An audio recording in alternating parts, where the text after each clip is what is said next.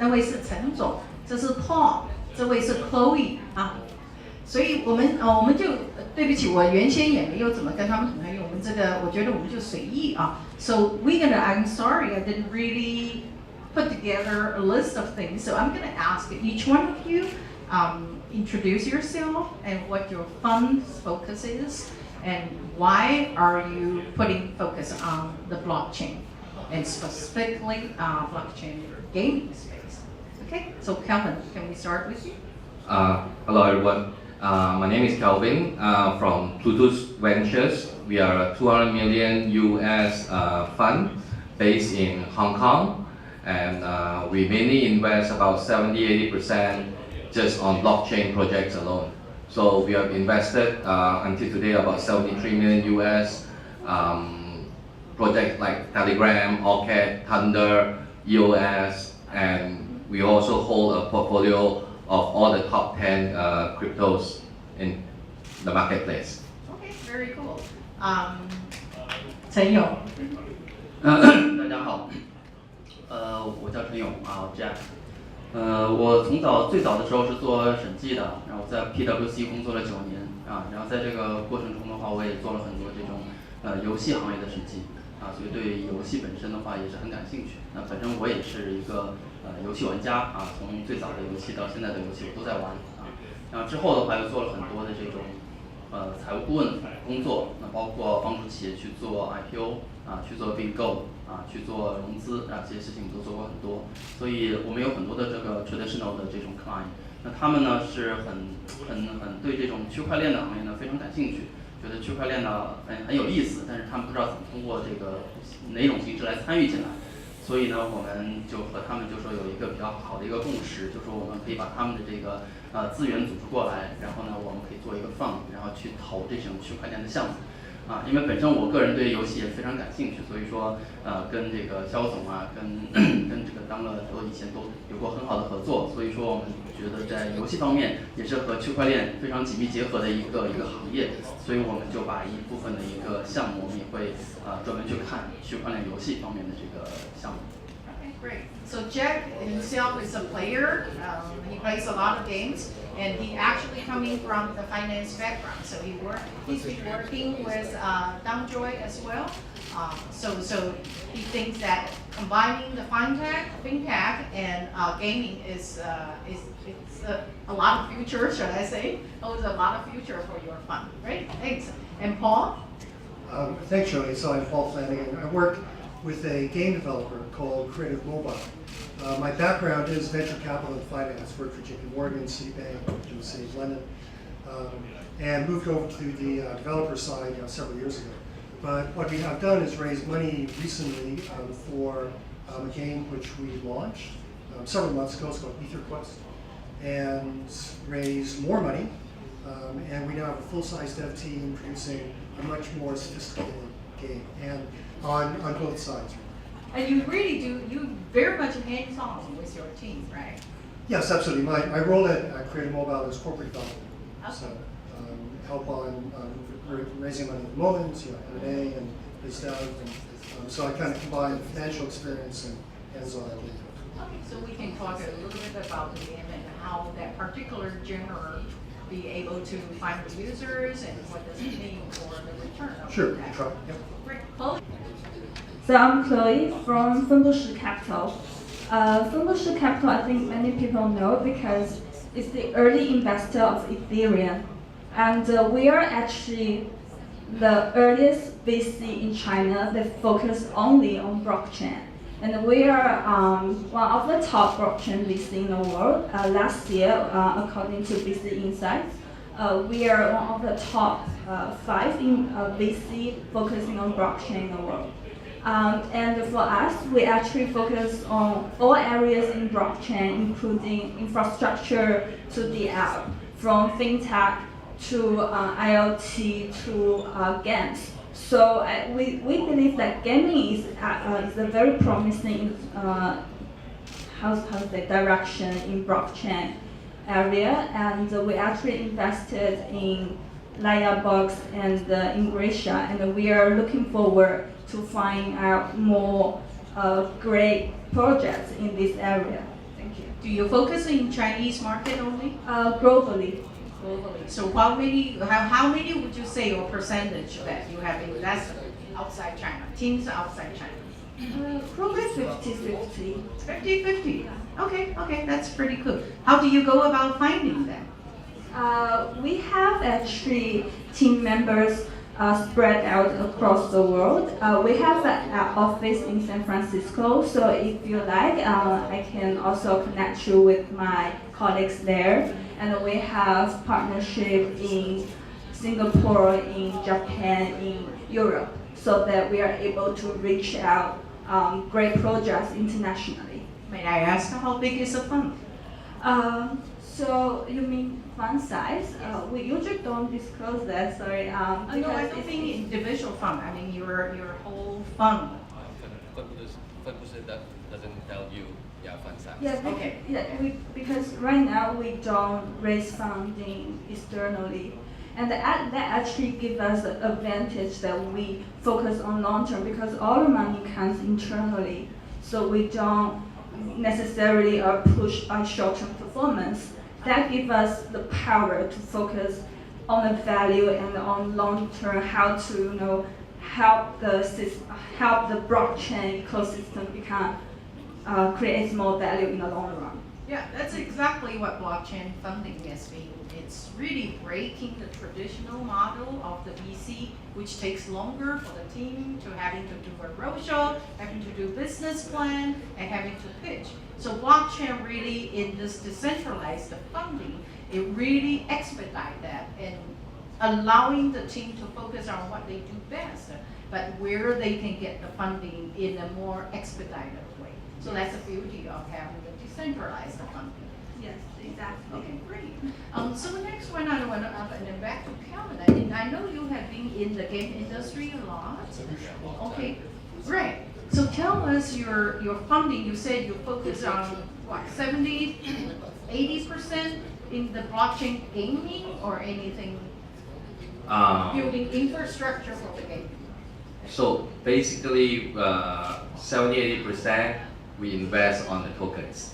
That's where the money is. What do you mean specifically? Specifically, You mean you buy, you see the good teams, they're doing some kind of we invest tokens? in their like pre-sale, product sale, Okay. and so Okay. on, and we get the tokens at the low price, Okay. and then we slowly exit part by part. Okay. So, all right. And so that's sort of an institution. Can it be considered institution investment? Yeah. Yeah, it is institution. That's the only thing. That's We also do equity plus tokens okay. as well. So Okay. some of our deals are equity plus tokens, Okay. but majority of them are just tokens. Just tokens. Oh, that's interesting. How many of you invested in tokens only? You don't? What about you? We Jack? invest tokens only. You only also tokens only. Okay, that is it. So when you invest, what do you look in? When you decide which tokens to invest in, what are you looking for, Jack? Okay. We think the current stage for blockchain is not so advanced. It is very basic. Okay. Yeah, just like that. 1996 or 1995, there's a DOS stage. Yeah, I think the blockchain just like the DOS Okay. currently. Very Yeah, and there need a lot of time for them to improve, especially the basic fundamental infrastructure. Right. Yeah, so I think for our selection of project, I think the infrastructure is very important. Yeah, we pick up some infrastructure project and also some application for DAPP or such like game, especially the very valuable in blockchain application. That is a very useful channel to bring general users, general players into blockchain world. Okay. Yeah, so we think the both two sides are we consider. Okay. So when you look at it now, let me ask you something.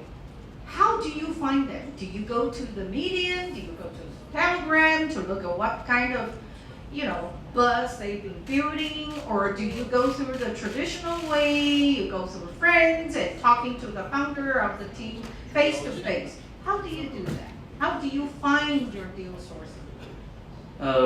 Actually, there's a community concept in this loop.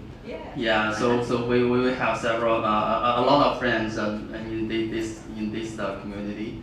So we introduce the projects for each other, and we can meet the teams face by face, just like we invest the commercial civilization in that team. We face to face to talk to him, and we understand that it's a very great game. Okay. So we decide to invest the game immediately.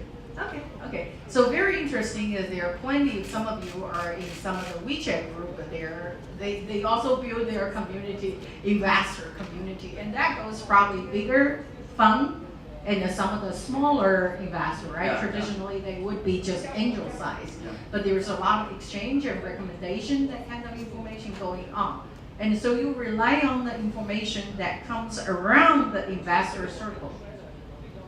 I think the investment circle will get bigger and bigger, and the regulation for this industry will be stricter and stricter. Yes. Yeah. So there's a trend. I think there will be something like the traditional part of the investment. It still remains. Yeah. Okay. What about you, Calvin? What do you? So I think investing in blockchain, there's you split it to different areas. If you are just investing in the tokens, you want to get in at the lowest, and then we care about whether they are going up on what exchange, when they are going up the exchange, what is their token economics. How do you evaluate all this? Do you use some kind of software to help you evaluate, analyze, and see the up and downs? Do you do the Well, there are. If you want to rely on third-party reviews outside, there are third-party reviews, and there's also AI reviews where they throw in everything. That the AI reviews are the most interesting. They can actually track all the photos of the team members and whether these photos are real and whether these people really work for Sandbox or they are actually working somewhere else. Right? These are some of the due diligence that you have to do. Right. There are just too many fake kind of team, right? A lot of scams. Right? Yeah. I think recently I read the news that there's some team. Turns out their team members were stock from the stock photos. They are not real people, But it look real, right? Their white paper look even, some. There are $100 white paper on Taobao that looks really good. Right. So you kind of have to sift through those, right? How do you know? And there are a lot of capital who want to jump in to, kind of harvest on that. Yeah. And for games, I think for games on our side, we are looking at the executional level of the team, whether they can really market the game and operate the game. So it's not just that you're building the app games and I'm on the blockchain and I put tokens on it, I will succeed. Actually for games, we are more looking back on where they come from. Are they able to really execute the game?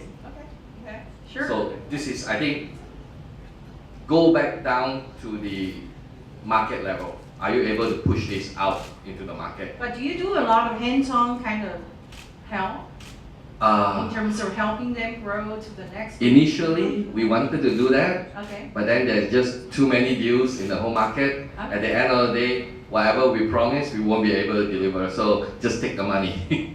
Okay. So you are more focused on the token investment and just let the team, but you pick the best horses to race. Yes. Okay, very interesting. Sure. Maybe Sure. I could add. Perhaps I could add to that. So, 12 months ago we were doing nothing in blockchain. We looked at blockchain and it seemed really complicated, and we thought we'll never catch up. And then some investors approached us, and they wanted to invest in games as opposed to an ICO or a platform, whatever. And they'd be looking for a good game developer, but they couldn't find one in the region they were in. And we were recommended.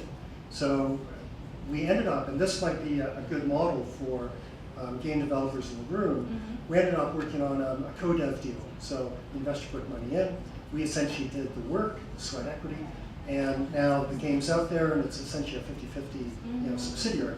So that worked well, and what we had as a background was 8 years of development creating mobile games. So we knew how to create games, we created lots of successful ones. So maybe that would work here too. So your investment involves both investment in the token and as well as the traditional No equity? tokens, no, just the game. Just the game. Just the game, We've so got it's very we have a game running directly on Ethereum. Right. It all Okay. transacts, no tokens, no token sales, Okay. no ICO, just Okay. game development. But your investment is what? You invest on the. We invested essentially the development resources to create the game. Okay. You don't take the equity? Oh, well, yeah, yes. You do yes, some it's kind a of 50, split that it's a equity. 50-50. Co-development. Okay, that's an interesting model.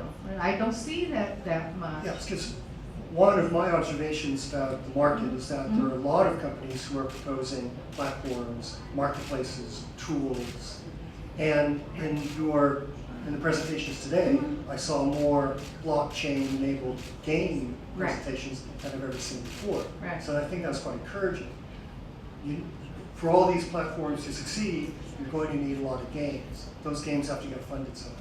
Yes, and that's exactly where DOGI, we are doing also, because we believe that this is an early stage of the blockchain industry or the sector, and it needs everybody to help grow this industry. It's very much, as far as I'm concerned, that the block game industry is very much. Oh, Sumit! Oh my God, coming over. Thank you so much. Sumit flies directly from the airport. He didn't fly from the airport here. He taxied over. Thank you so much for coming up directly. This is Sumit Gupta. He's been like my mentor, and he's an advisor to DOGI as well. And he's an early investor of Discord, many Bitstream, and he's now hands-on the CEO of Boom TV, which is an influencer marketing tools.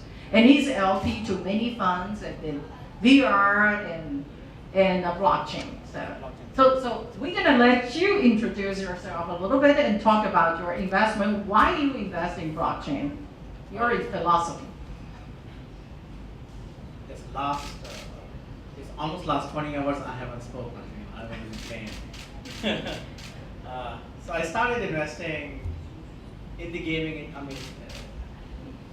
My background is from the gaming industry, so I got my exits. I sold a few gaming companies, and I've been investing in the gaming space for a while. And I think from the gaming space, it eventually translated into esports. So a lot of esports startups I ended up investing in, which are now huge, and also esports teams. And then blockchain kind of came from there. I remember talking to Brock Pierce, who was just starting Blockchain Capital, like trying to raise $5 million fund back in the days, and he was a friend just from the old gaming days. Same with Nawa, who has been in the valley for a long time, and who was the early adopter or evangelist of the space. So I ended up investing in both those two people, and their funds have done quite remarkably well. In general, I've just invested in essentially most of the middle layer. That's been what's being developed these days, right? And I'm sure we'll talk about all that. So you invested in the midware building up. It started with essentially a lot of platform stuff that was done back in 2016 and 17. Right. I think last year or so we are starting to see a lot of middleware.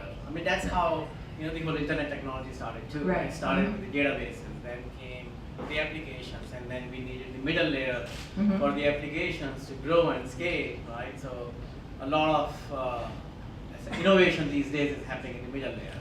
Right. So. Okay. All right. Thank you, Sumit. So let's talk a little bit about so far, your own personal, most passionate, and I know Paul, you've been like all in on one team, but the others have been investing in different ones. So pick one or two that you invested yet. Tell us why do you see that this is a force that's going to race ahead of others? And we'll start with Chloe. Pick one that you personally get involved. What makes you believe that horse is going to run ahead of others? This is a hard question, to be honest. Before I talking about this, I can talk a bit about our investment philosophy. Okay. So internally, we have the strategy that we are going to invest in around 100 projects we think are promising, and 100 projects within what time frame? 1 or 2 years. 1 or 2 years. Very 100 projects. Yes, Okay. because we want to give opportunities to people who have dream, who have ability, to realize the dream, to achieve the value.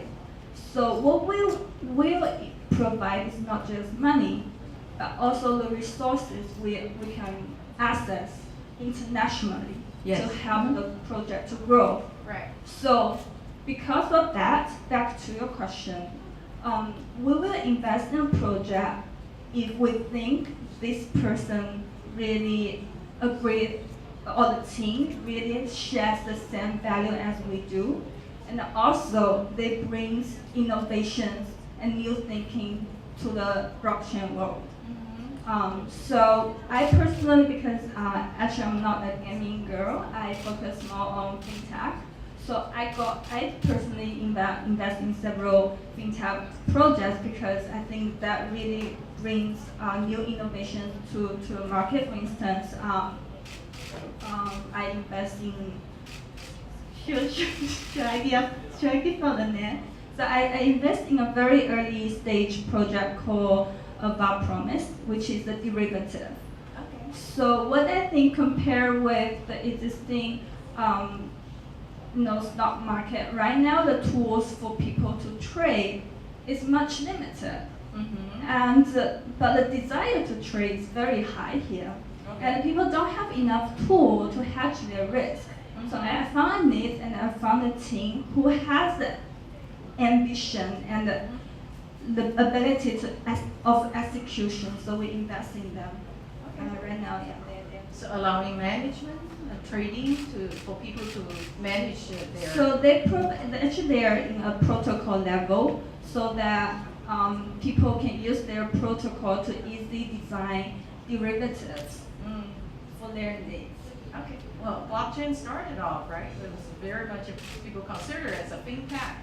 But we believe that gaming is the one that will prepare a lot of evolution or refinement of the technology. Yeah, in terms of gaming, I'm not an expert, but I can share some of the opinions that I heard of from my colleague. So we've invested in, for instance, Layerbox, the engine, because, like you said, we still think the infrastructure right now still has a lot of space to improve. Yes, absolutely. Yeah. And in terms of the app, we are still believe that blockchain is a tool, but it's not like a magic that will make every game popular. Yeah. So still fundamentally, we'll look at if the game itself is interesting enough to attract enough users. And that's what we think is more fundamental when we look at the games. Yes, yes. Well, I mean, you look at the blockchain gaming, you look at the general landscape, I'm very bullish about it. And because I think I personally witnessed the growth of the mobile game, right? And then all these games, a mobile game or PC game or console game, every of those sectors rely on some hardware to make the next step, the jump to be a better sector. But blockchain gaming don't rely on any hardware to allow to the enhancement. However, in the beginning of the blockchain, It's gonna be like mobile game. It's gonna be casual. It's gonna be really fragmented, very easy to play, because you want those people to get on to playing the game. And you want to lower the barrier of entries for the user to get on to play with it. Same with mobile game. I always say, who would have thought that in the beginning of the smartphone, mobile game, well, one day we're playing hardcore game, we're playing mid-core game on the mobile. Who would have thought that on mobile, people would play games and also pay money to play the game? Because phone is supposed to be just making the phone calls. So there were all these skepticism to really, in a way, to look down upon the gaming sector. So it's going to be the similar. So today we have a lot of technical challenges, infrastructure challenges. But as far as I'm concerned, when the whole world is turning attention to the blockchain gaming, and that's all the better. Whether it's not positive PR or negative PR, there will be a lot of smart people jumping in to solve all these technical problems. Whether it's a latency in getting the transaction going, or it's in gas fee. You know, I have at least met 3 companies that I know of that are solving the problem and lowering the gas fee and the latency of transaction.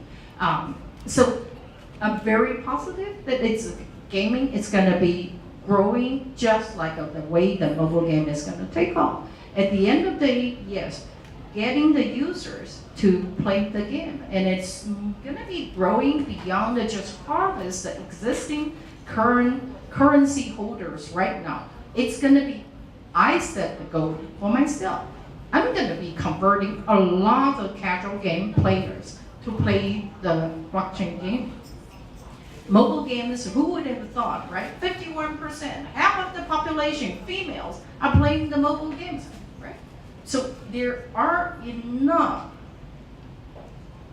manners or thinking about, or we all going to be thinking about how to convert a lot of these large population to play the game. And I think it's only going to be larger. It's not going to be shrinking because it's just too much fun, right? It's going to grow beyond the casual game as well. So you are focusing on the esport game, and that's probably, you target on the male, right? The demographic you target. Yeah, if you look at our high-end racing games that have an esport side to them, yeah, largely male. But just going back to your point, I think from an investor point of view, what's interesting about blockchain games is the potential for users to monetize much more than they do in conventional games. So I think the general number is, you know, from playing to paying 1.9%. Because people have figured out that things aren't fungible, that things could be taken away. I can't move a tank from here and put it to here. But if I have something which I can then move with, and I own it. So I think that if we could get that up to 10, 20, 30, 40, 50%, then no other app in the App Store category will have a chance of competing. Right. So this kind of ownership of the player, right? It's never seen before in any of the games before. I mean, the players put the money in, sure, you know, video game and console game, they put the money in, well, right? They never had any invested interest in there. But now with the blockchain game, they might, they share the ownership, they share the success of the team as well, as part of the community. I think that will be really changing the landscape. And you invest in the game, and you play the game. What do you think, right? You play a lot of games, you probably pay some money into it. I think there are three status for blockchain games currently. One is very completely blockchain games, such as CryptoKitty. That is completely based on blockchain. Everything is on chain. Yes, and the other is the very good game, very interesting game that is very attractive by general game players. It's fun to play. Yeah, right? it's fun. game players. Right. Yeah, that's important for a very good game. Yeah. That is the game with blockchain. Yeah, it brings some concept and is some applications from the blockchain and used in this game. Right. Yeah, to let the assets to be transacted, to be owned by the players by themselves. Yeah, that is the second part. And the third part is some status between these two parts. Yeah, but I think the media part is not so good currently because it is not a completely blockchain game and it's not so interesting. Yeah, so I think we invest two kind of projects. That is, one is a public chain for games that provides environment and some tools to develop the light blockchain games. Yeah, and the other we invest here heavily produced game. That is Business Civilization, the last one. Yeah, It's because a lot more complexity in the gameplay, right? yeah, because they are produced by very experienced teams who produced a lot of successful games. Okay. Yeah. So on the first side, I think the game is very interesting. That I would like to play it. Have you bought the land yet? The game is going to be for sale. Yeah. Okay. So I want to buy some lands. Yeah.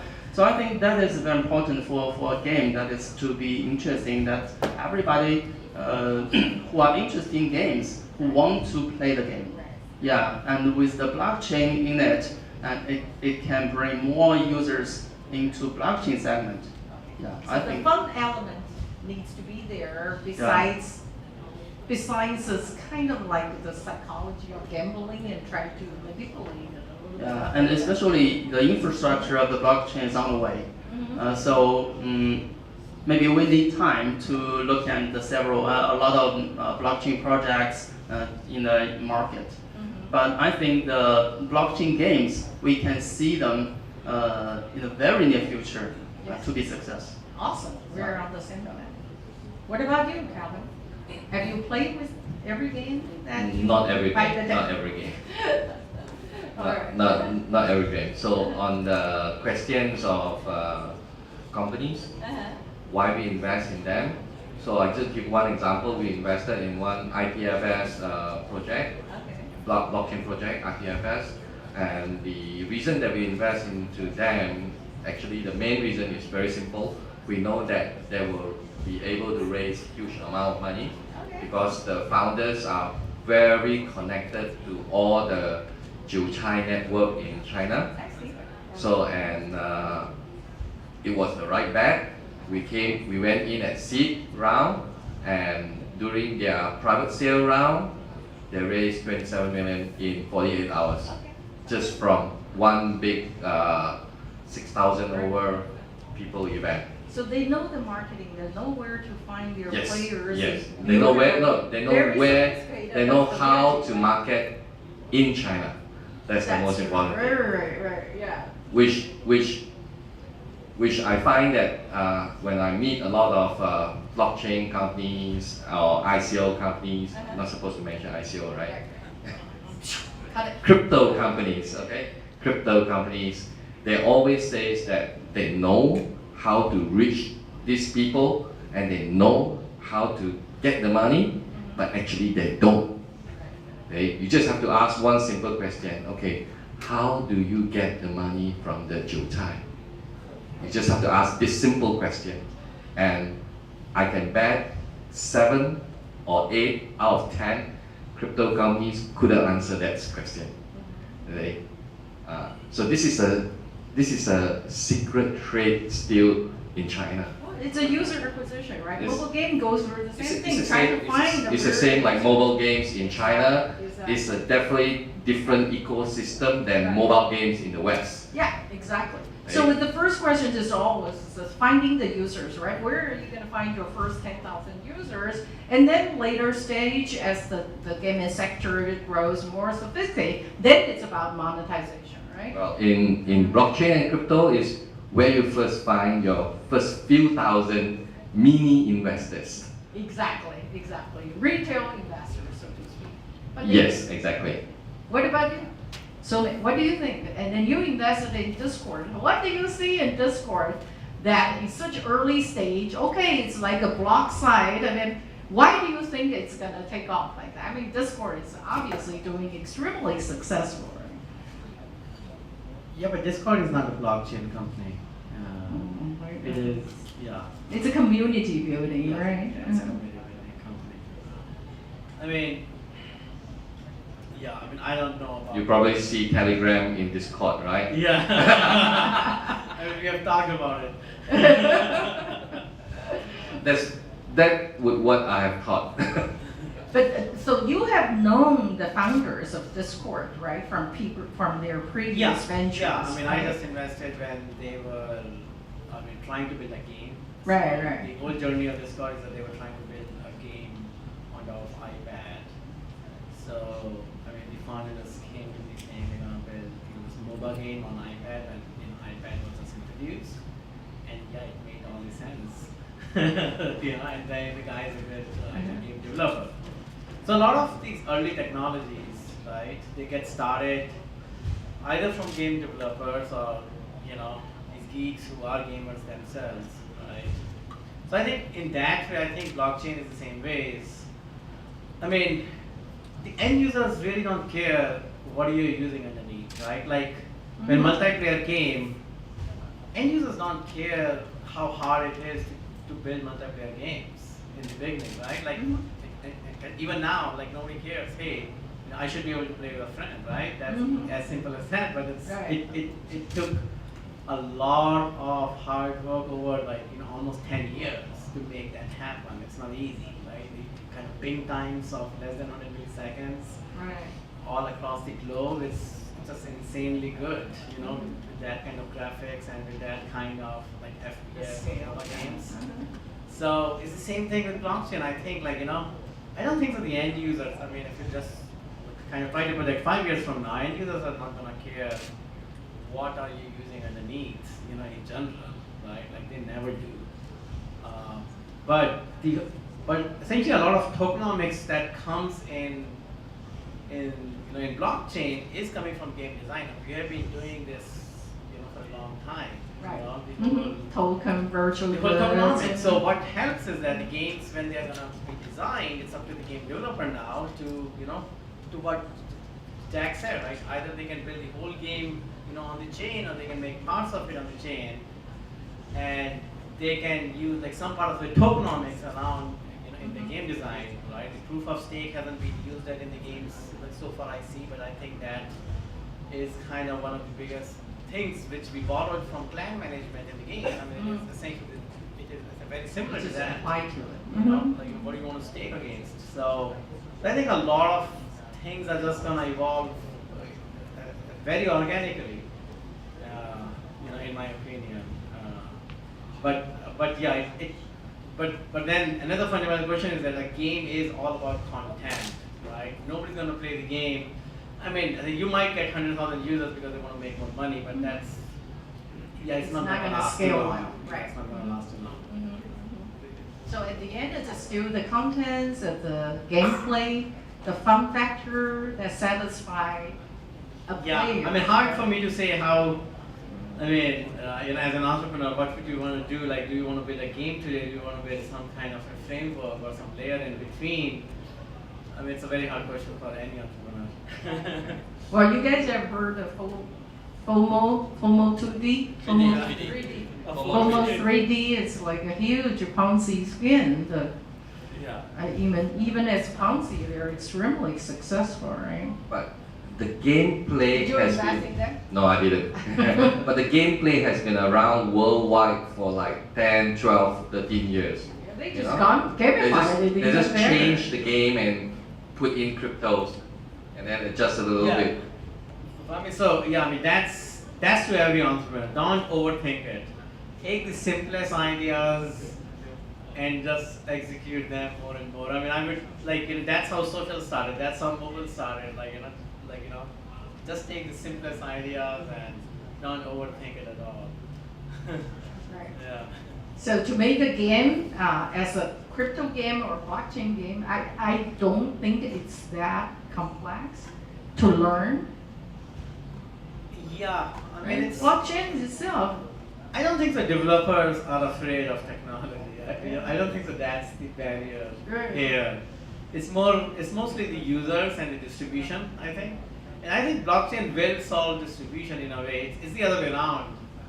I sometimes think that blockchain is going to solve distribution because it can make that decentralized in a way, right? That's what DOGI is working on too.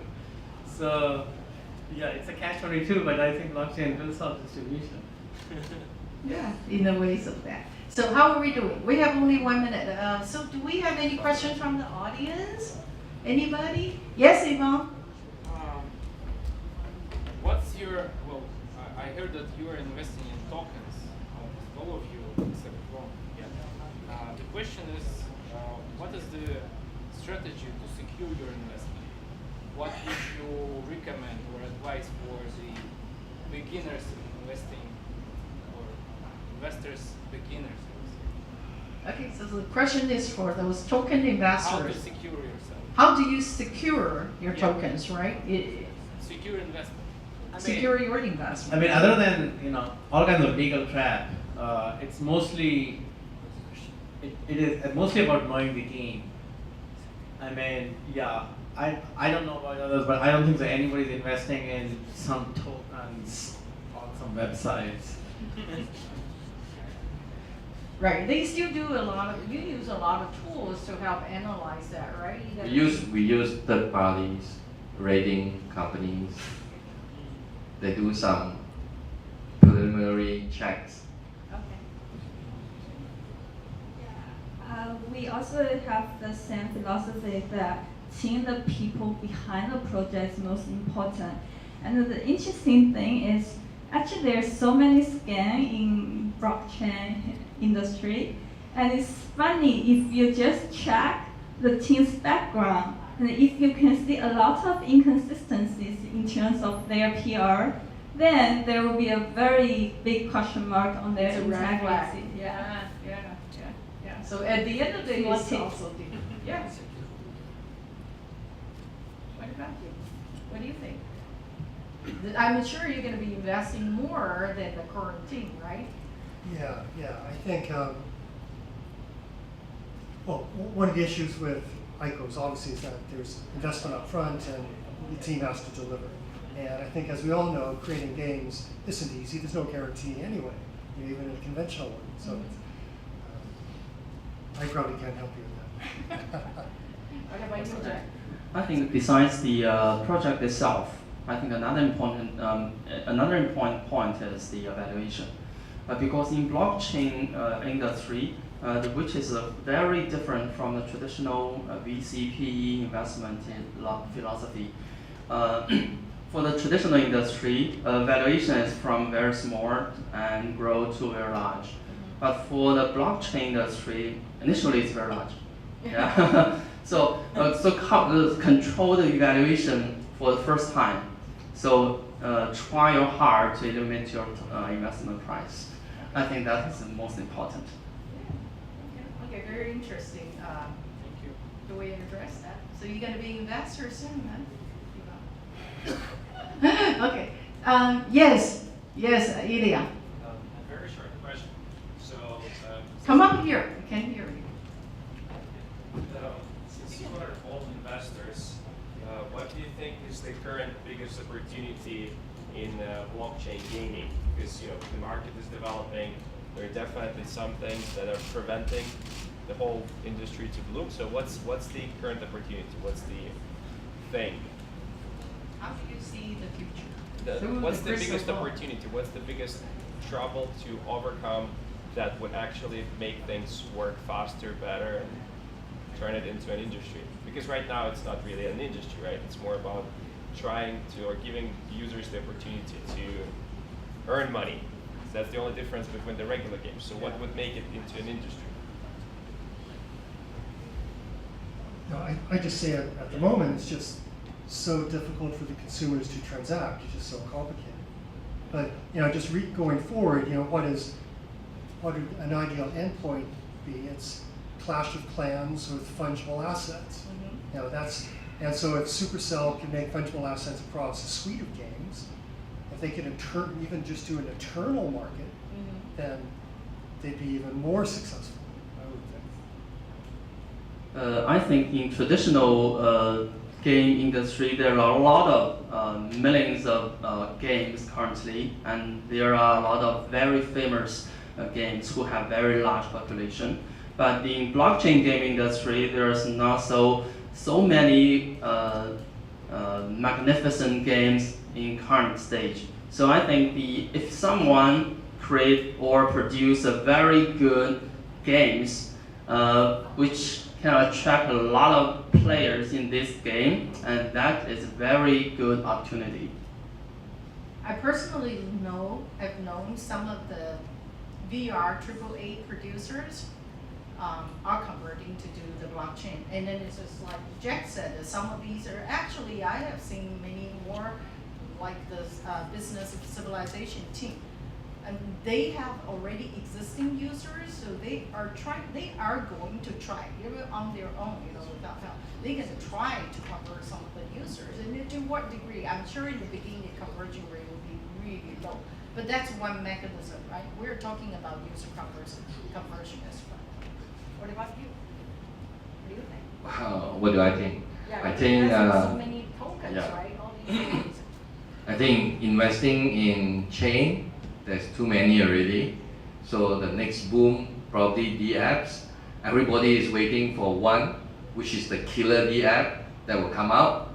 Or you need somebody like Mark Zuckerberg who tells you VR is the thing, and then all the D-apps will fly. Right? So I strictly believe that games is one of the area in D-app apart from porn and casino that will be successful. But takes a little bit of time, but will come. Thank you. Does it address your question? Okay, cool. Okay, I think we better wrap up. We'll be taking a lot of your time, and thank you so much for your patience for those who stay so long. And we're going to be uploading our video somewhere. We're going to announce it. And we have the DAP people, they've been streaming. So again, thanks to our last roundtable, Sumei all the way from the airport to here, Chloe last minute, we put you on the stage, Paul all the way from London, and Jack, ambassador in the business civilization, and Calvin. Thank you very much. Round of applause.